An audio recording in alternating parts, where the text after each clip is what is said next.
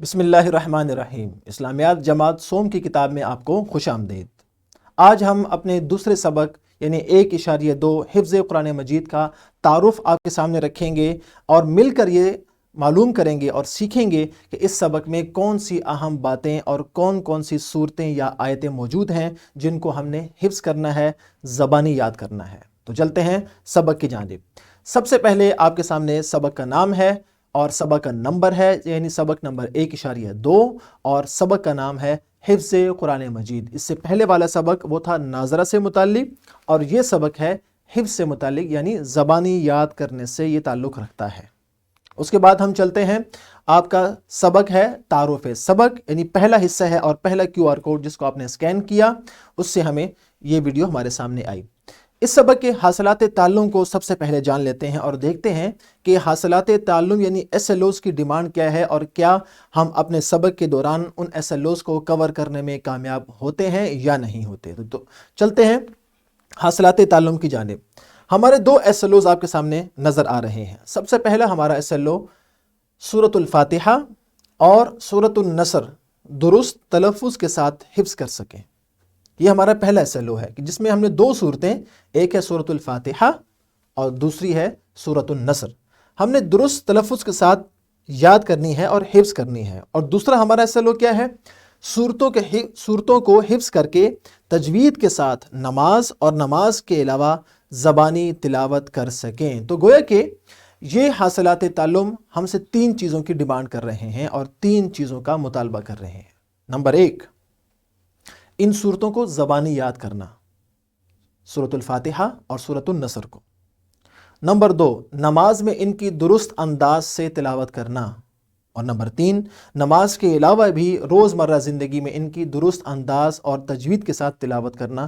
تو ہم کوشش کریں گے کہ ان 2 صورتوں کو ہم درست انداز اور تلفظ کے ساتھ یاد کر سکیں اور نماز میں بھی اور نماز کے علاوہ روزمرہ زندگی میں، عام زندگی میں بھی ان کی تلاوت کر سکیں۔ یہ تو تھے اس سبق کے SLOs۔ اگر ہم آگے چلیں اور دیکھیں اپنی کتاب کے صفحہ نمبر 6 کو، تو اس پر آپ کو پورا صفحہ نظر آ رہا ہے۔ اب چلتے ہیں اور دیکھتے ہیں کہ اس صفحے میں کون کون سی چیزیں موجود ہیں۔ سب سے پہلے تو آپ کو یہ QR کوڈ نظر آ رہا ہے جس کی مدد سے آپ یہ ویڈیو دیکھ رہے ہیں۔ اس کے بعد اس سبق کا نام اور سبق کا نمبر ہے۔ اس کے بعد جو حاصلات تعلم ہیں جو کہ ہم نے ابھی مل کر دیکھے۔ اس کے بعد دوسرا QR کوڈ، جس دوسرے QR کوڈ کی مدد سے ہم پہلے ذرا سوچیں کہ کچھ سوالات جو ہمارے ذہنی بیداری کے لیے ہیں۔ اس کے بعد کیا آپ جانتے ہیں؟ اس خانے میں آپ کو کچھ معلومات دی گئی ہیں سورۃ الفاتحہ سے متعلق اور بتایا گیا ہے کہ فاتحہ کسے کہتے ہیں، اور اس سورت کو سورۃ الفاتحہ کہنے کی وجہ بھی آپ کو اسی کے ذریعے سے معلوم ہوگی۔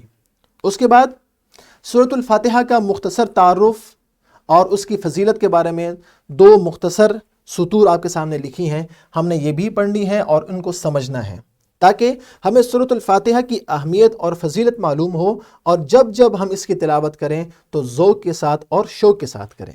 اس کے بعد تسمیہ اور اس کا ترجمہ اور ساتھ ہی متصل اس کے سورۃ الفاتحہ لکھی ہوئی ہے۔ انشاءاللہ ہم اس کی درست تلفظ کے ساتھ تلاوت بھی کریں گے اور زبانی یاد بھی کریں گے۔ اس کے بعد دوسرا QR کوڈ جیسے کہ آپ کو اس صفحے پر صفحہ 7 پر نظر آ رہا ہے، اس کی مدد سے ہم سورۃ النصر کی اہمیت اور اس کے بارے میں کچھ معلوماتی سطور پڑھیں گے اور جانیں گے اور سمجھیں گے، اور اس کے بعد تسمیہ اور اس کا ترجمہ اور ساتھ ہی سورۃ النصر کی درست تلفظ کے ساتھ تلاوت بھی کریں گے، اور آپ نے اس کو زبانی بھی یاد کرنا ہے۔ سبق کے اختتام پر کچھ سرگرمیاں دی گئی ہیں جو کہ اساتذہ کی سہولت اور طلبہ کے فائدے کے لیے یہاں پر موجود ہیں۔ اساتذہ ان کے علاوہ دیگر سرگرمیاں بھی کروا سکتے ہیں۔ اس کے بعد ہے رہنمائی اساتذہ، جس میں سبق اور حاصلات تعلم سے متعلق کچھ اہم نکات موجود ہیں، اور سب سے آخر میں موجود ہے عملی منصوبہ جو کہ پورے سبق سے متعلق ہے، اور یہ ہر سبق کے آخر میں موجود ہے جس پر عمل کرنا اور بچوں سے یہ عملی منصوبہ کروانا اساتذہ کی ذمہ داری ہے۔ یہ تھا ہمارے اس سبق کا خلاصہ۔ مجھے امید ہے کہ اس سبق کا خلاصہ اور تعارف آپ اچھی طرح سمجھ چکے ہوں گے۔ انشاءاللہ اگلے سبق سے باقاعدہ اس سبق کا آغاز کریں گے۔